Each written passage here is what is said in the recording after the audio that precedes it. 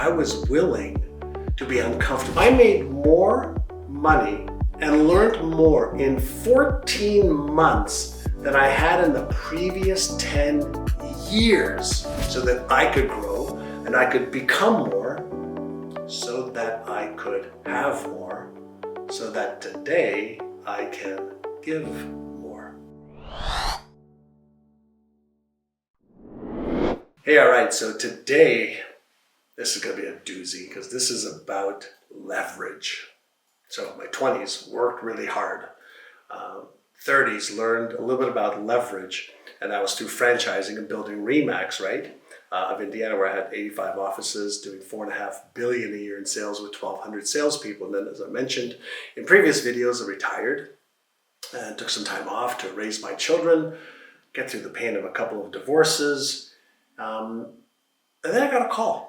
I got a call from a man I had hardly knew, but I was an investor in a company that I put together, and things weren't working out. And so this gentleman, his name is Len McCurdy, came to mediate a divorce of a business that I had financed.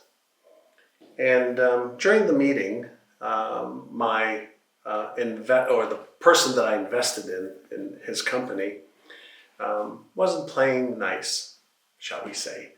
And I just said, listen, I know where the money comes from. I just need to provide service to the world, whether it's through my products or services, and I could make, money because money is a means of exchange, right?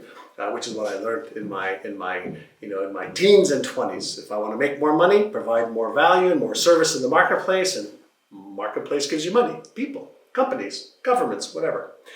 And anyway, this gentleman, Len, came to our offices in Kansas City, and he helped negotiate me exiting the company, losing all the money that I put into the company, but doing it in an amiable, respectful way where the people that were left had a company to build, the customers were taken care of, and he really helped me walk away with dignity and grace and really, above the line.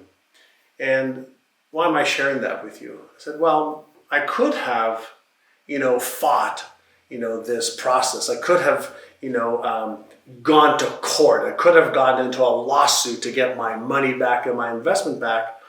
But because I believe that money just circulates all the time and there's an abundance of money, I knew where the money came from, right? Providing services. But that's not the story I want to tell you. I lost the money in that deal, walked away, started doing other stuff. And about 2 years later, I got a call from this guy, Len. And Len says, hey, John, this is Len McCurdy. You may remember me. I helped you get your business divorce. By the way, there's a theme with divorces, right? This was my, I had 2 divorces before that in marriages, but this was my first business divorce. And he said, I really loved the way you allowed that to flow and not to have a lot of animosity and not to blame or shame or make anybody feel guilty. And you just walked away and you said you're going to go make some money somewhere else. I said, well, I have an opportunity for you. And I said, well, what's the opportunity? And at the time, I remember I retired a couple times. At the time, I wasn't working. And he said, well, my son invented this technology that allows you to look up, look down, look left, look right, look into a whole room. And since you have a real estate background, we're thinking we can change the dynamics of real estate. Instead of having photos of homes or rooms inside a house or photos of a hotel or a hotel room or a ballroom where you'd get married, we could do a virtual tour with the technology that my son invented or came up with. I said, wow, let me take a look at it. So I flew from LA, which is where I was living, to San Francisco. And I took a look at this technology and I said, oh my God, this is a game changer. This changes, how people could look at homes anywhere in the world. And they built this technology so that you can just go onto your computer. The virtual tour would be taken with a special camera and equipment on the camera.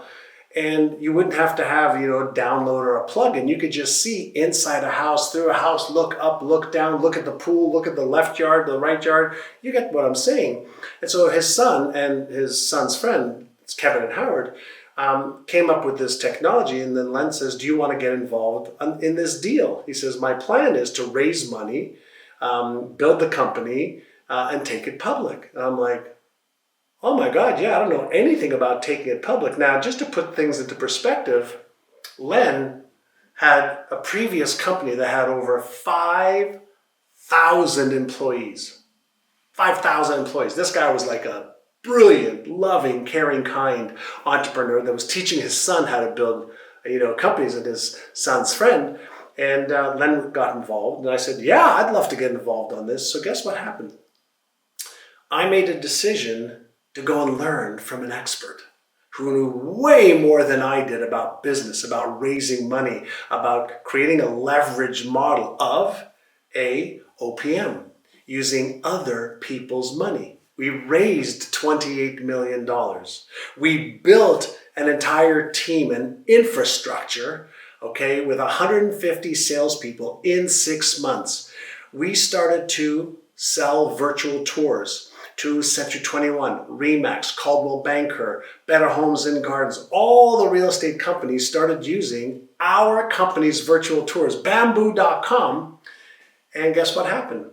On the ninth month from startup to a successful IPO, an initial public offering on NASDAQ, the big boy platform for the stock market.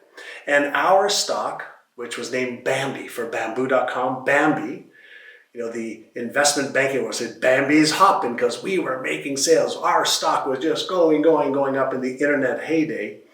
And then we did a merger of equals with another company that went public called iPix. At the time, we were each worth $400 million. The combined company had a valuation of over $1 billion in less than 1 year.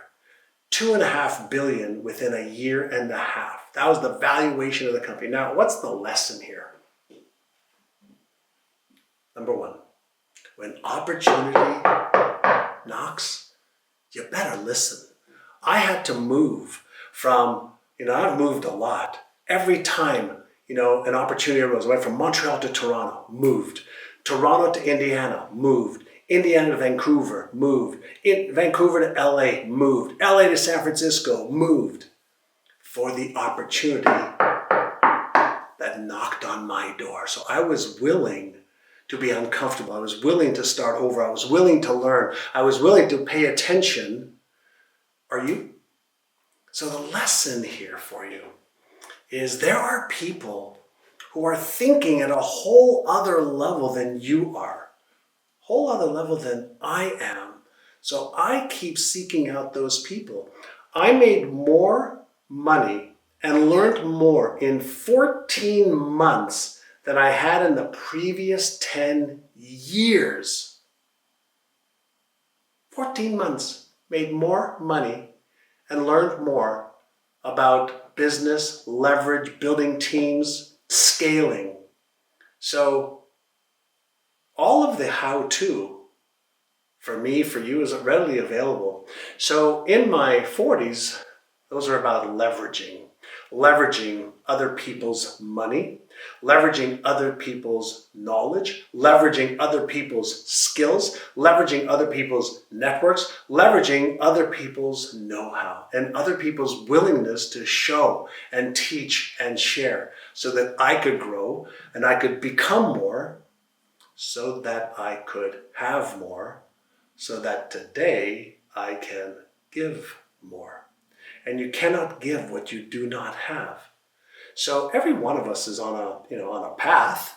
The question is, are you on the path to growing? Are you on the path, to becoming more? Or are you on the path to, just being more of what you already are? Like, I don't want to be who I am today, tomorrow, and next week, and next month, and next year. I don't want to get older without getting wiser and smarter.